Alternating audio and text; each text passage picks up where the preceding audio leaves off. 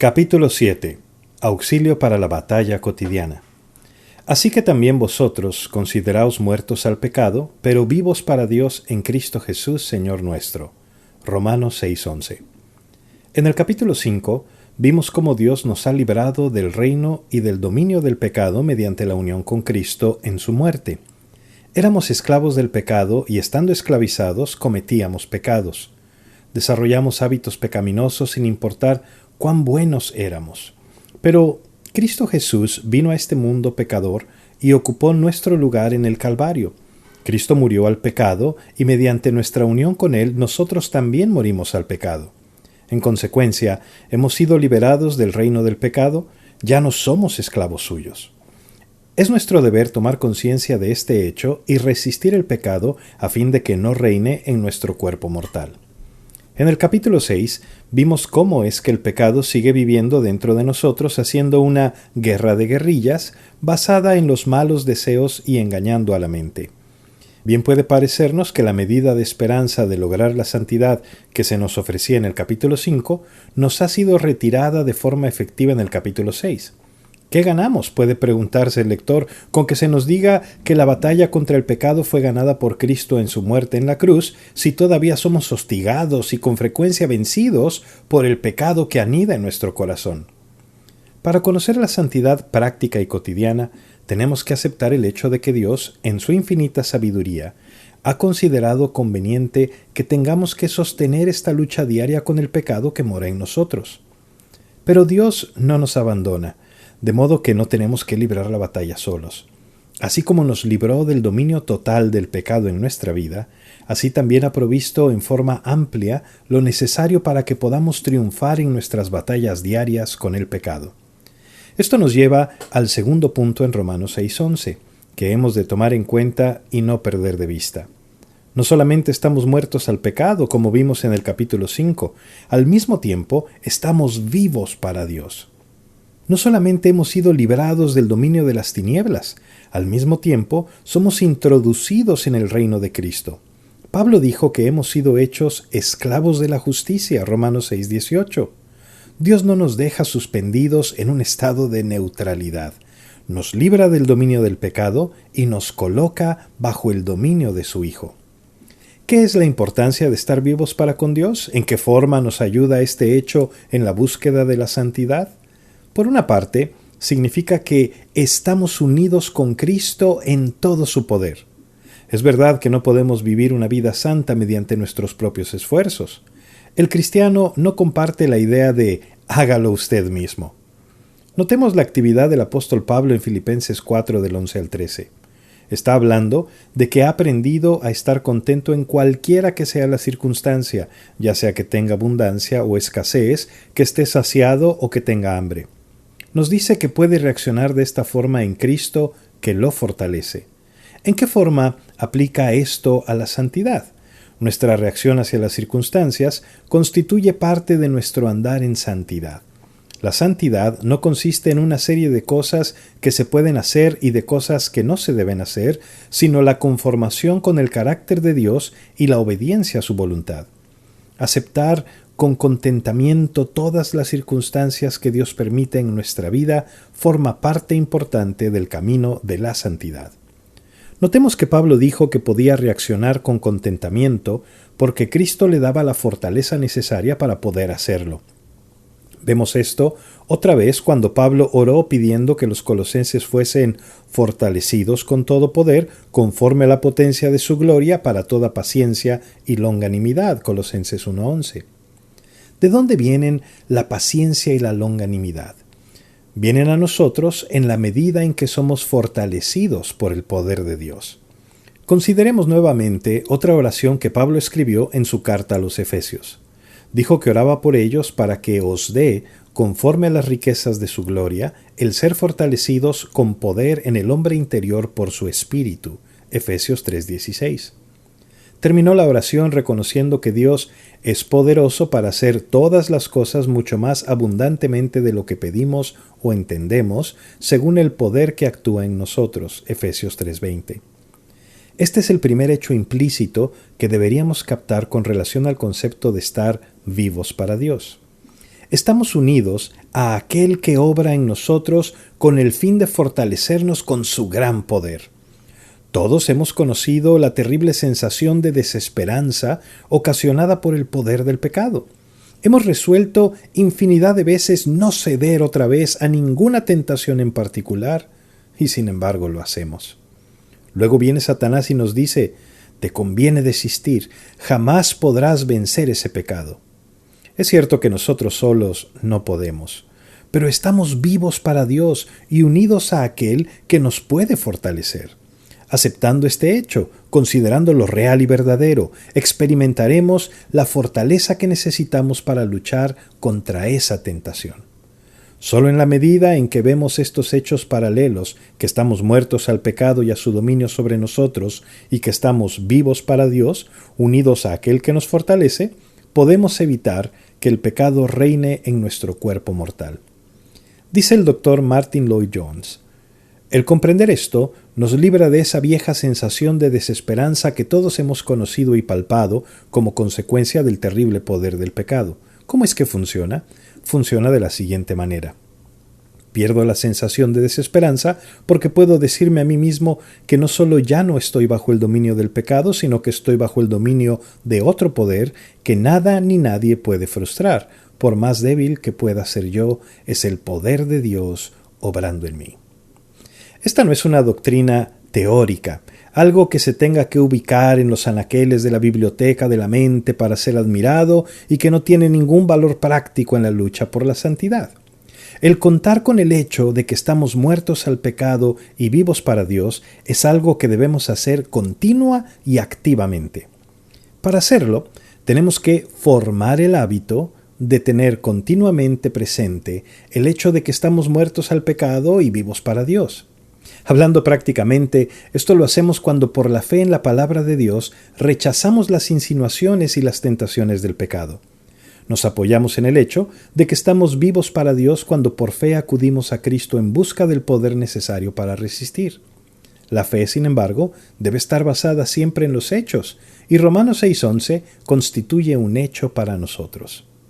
El segundo hecho implícito del estar vivos para Dios es que nos ha dado su Espíritu Santo para que more en nosotros. En realidad, no se trata de un segundo resultado, sino de otro modo de ver nuestra unión con Cristo, por cuanto el Espíritu Santo es el agente de esta unión. Es el Espíritu Santo el que nos proporciona vida espiritual y la fortaleza necesaria para vivir esa vida. Romanos 8, del 9 al 11. Es el Espíritu de Dios el que obra en nosotros con el propósito de que podamos decidir y actuar conforme al buen propósito de Dios. Filipenses 2:13. Pablo dijo: no nos ha llamado Dios a inmundicia, sino a santificación, así que el que desecha esto no desecha a hombre, sino a Dios, que también nos dio su Espíritu Santo. Primera de Tesalonicenses 4:7 al 8. Aquí Pablo relaciona el hecho de que nos ha sido dado el Espíritu Santo con la posibilidad de vivir una vida santa. Es llamado el Espíritu Santo y ha sido enviado principalmente con el objetivo de hacernos santos para conformarnos al carácter de Dios. La relación entre estos pensamientos, el Espíritu Santo y la vida santa, también puede verse en otros pasajes. Por ejemplo, se nos pide que huyamos de la inmoralidad sexual porque el cuerpo del creyente es templo del Espíritu Santo, 1 Corintios 16, 18 al 19. También se nos dice que somos controlados por el Espíritu y no por nuestra naturaleza pecaminosa, si es que el Espíritu de Dios mora en nosotros. Romanos 8:9. Leemos esto: andad en el Espíritu y no satisfagáis los deseos de la carne. Gálatas 5:16. ¿Por qué tenemos el Espíritu Santo morando dentro de nosotros para fortalecernos a fin de que procuremos llegar a la santidad? Es porque estamos vivos para con Dios. Ahora vivimos bajo el reinado de Dios, que nos une a Cristo y nos da su Espíritu Santo para que more en nosotros. El Espíritu Santo nos fortalece para la santidad primero, haciéndonos ver la necesidad de esa santidad. Ilumina nuestro entendimiento a fin de que comencemos a ver cuál es la norma divina de la santidad. Luego nos hace tomar conciencia de los aspectos específicos en que hay pecado en nuestra vida. Una de las armas más poderosas de Satanás consiste en cegarnos espiritualmente, hacernos incapaces de ver la pecaminosidad de nuestra naturaleza. La Biblia dice: engañoso es el corazón más que todas las cosas y perverso. ¿Quién lo conocerá? Jeremías 17:9. Nadie puede comprenderlo y dar a conocer sus intenciones, sino el Espíritu Santo. Hasta los creyentes que siguen la enseñanza de la Biblia pueden engañarse en cuanto a sus propios pecados. A veces pensamos que el hecho de aceptar las enseñanzas de las Escrituras equivale a obedecer. Podemos escuchar alguna aplicación práctica en algún sermón o tal vez descubrirla en nuestro propio estudio o lectura privada de la Biblia. Pensamos: sí, es cierto, es algo que tengo que hacer yo mismo. Pero no pasamos de allí. Santiago dice que cuando hacemos así, nos engañamos a nosotros mismos. Santiago 1:22.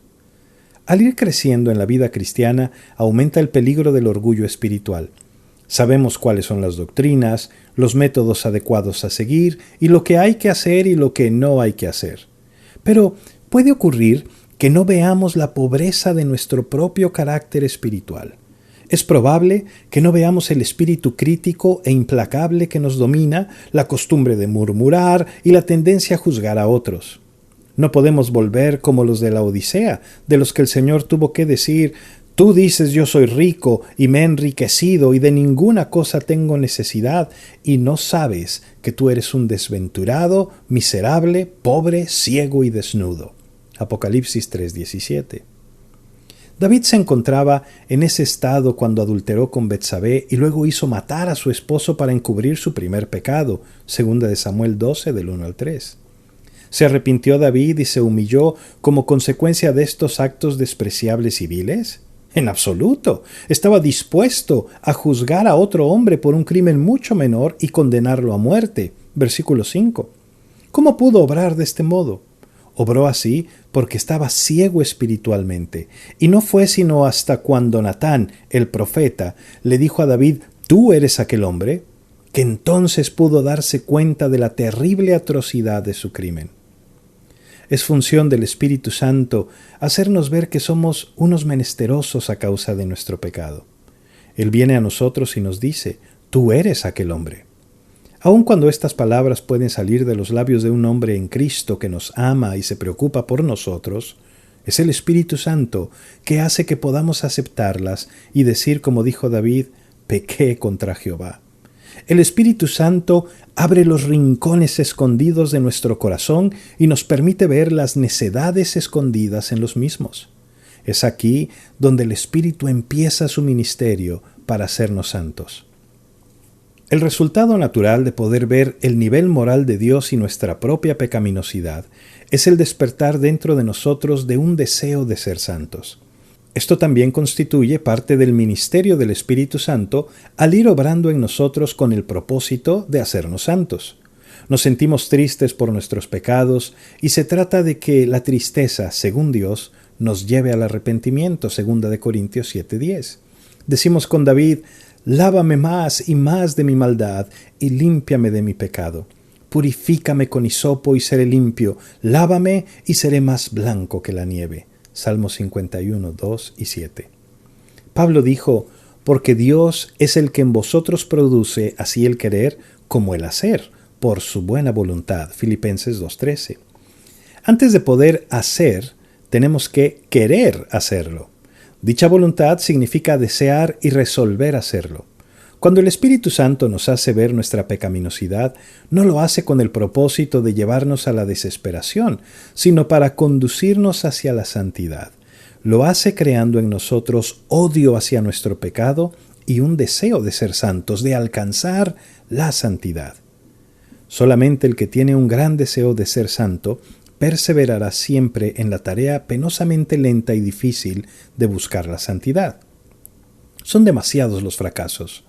Los hábitos de nuestra vieja naturaleza y los ataques de Satanás son demasiado fuertes para que podamos perseverar a menos que el Espíritu Santo esté obrando en nosotros para crear el deseo de santidad. El Espíritu Santo crea este deseo, no solamente mostrándonos nuestro pecado, sino también mostrándonos el nivel moral establecido por Dios. Esto lo hace por medio de las Escrituras.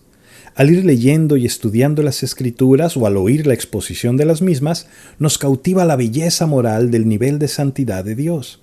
Aun cuando ese nivel pueda parecernos inalcanzable, reconocemos aquello que es santo, justo y bueno, Romanos 7:12, y respondemos positivamente. Aun cuando fracasamos con tanta frecuencia en nuestro ser interior, nos deleitamos en la ley de Dios, Romanos 7:22. He aquí entonces otra distinción entre lo que hace Dios y lo que tenemos que hacer nosotros. Si el Espíritu Santo usa las Escrituras para hacernos ver nuestra necesidad y estimularnos a la santidad, ¿no se deriva de ello que debemos acudir a la palabra de Dios de forma constante? ¿Acaso no deberíamos acudir a la palabra, ya sea para oír la predicación de la misma o con el fin de estudiarla por nuestra cuenta, con la oración de que el Espíritu Santo examine nuestro corazón en busca de cualquier pecado que pudiera abrigar? Salmo 139, 23 al 24. Una vez que el Espíritu Santo nos ha hecho ver nuestra necesidad y creado dentro de nosotros un deseo de santidad, queda algo más que tiene que hacer ese mismo Espíritu. Tiene que darnos la fuerza espiritual necesaria para vivir una vida santa. Pablo dijo, andad en el Espíritu y no satisfagáis los deseos de la carne, Gálatas 5:16. Andar o vivir en el Espíritu significa vivir tanto en obediencia al Espíritu Santo como en dependencia de Él. Hay un equilibrio, por consiguiente, entre nuestra voluntad, expresada por la obediencia, y nuestra fe, expresada por la dependencia. Pero a esta altura estamos considerando el aspecto de la dependencia del Espíritu Santo. Nadie puede vencer la corrupción de su corazón sin la fortaleza dada por el Espíritu de Dios. Pedro dijo que Dios nos ha dado preciosas y grandísimas promesas para que por ellas llegaseis a ser participantes de la naturaleza divina, habiendo huido de la corrupción que hay en el mundo, 2 de Pedro 1:4. Mediante la participación de la naturaleza divina podemos escapar a la corrupción, y dicha participación ocurre mediante el Espíritu Santo que mora en nosotros. Expresamos nuestra dependencia al Espíritu Santo para vivir una vida santa en dos formas. La primera es a través de la aceptación humilde y consecuente de las Escrituras. Si realmente deseamos vivir en el reino del Espíritu, debemos alimentar constantemente nuestra mente con su doctrina. Es una actitud hipócrita orar pidiendo victoria sobre el pecado cuando al mismo tiempo somos descuidados en las lecciones que nos enseña la palabra de Dios. Es posible, sin embargo, ser consistente con la recepción de la palabra de Dios sin la correspondiente actitud de dependencia del Espíritu Santo. Dios dice, pero miraré a aquel que es pobre y humilde de espíritu y que tiembla a mi palabra. Isaías 66:2. Debemos acudir a la palabra de Dios con un espíritu humilde y contrito, porque reconocemos que somos pecadores, que a menudo somos ciegos a nuestra propia pecaminosidad y que necesitamos el poder iluminador del Espíritu Santo en nuestro corazón. El segundo modo de expresar la dependencia del Espíritu es el de orar pidiendo santidad. El apóstol Pablo oraba continuamente para que el Espíritu de Dios obrase en la vida de aquellos a quienes escribía. A los efesios les dijo que oraba para que Dios os dé el ser fortalecidos con poder en el hombre interior por su Espíritu, Efesios 3:16. Oraba para que Dios llenase a los colosenses del conocimiento de su voluntad en toda sabiduría e inteligencia espiritual, para que andéis como es digno del Señor, agradándole en todo. Colosenses 1:9-10. A los tesalonicenses les escribió, el mismo Dios de paz os santifique, es decir, haga santos, por completo. Primera de Tesalonicenses 5:23. Y el Señor os haga crecer y abundar en amor unos para con otros y para con todos, para que sean afirmados vuestros corazones, irreprensibles en santidad delante de Dios nuestro Padre. Primera de Tesalonicenses 3:12-13. Está claro que el apóstol Pablo sabía que dependíamos del Espíritu Santo para la santidad y expresaba dicha dependencia mediante la oración. Siendo joven yo tenía la idea de que todo lo que tenía que hacer para vivir una vida santa era encontrar en la Biblia lo que Dios quería que hiciera y proceder a ponerlo en práctica. Los creyentes maduros sonreían ante esta suposición ingenua, pero yo veo a otros creyentes jóvenes que inician la vida cristiana con ese mismo aire de autosuficiencia. Tenemos que aprender que dependemos del poder del Espíritu Santo para adquirir algún grado de santidad. Luego, en la medida en que nos volvemos al Espíritu, podremos ver cómo obra en nosotros, revelándonos nuestro pecado, creando un deseo de santidad y proporcionándonos la fortaleza necesaria para responder con obediencia.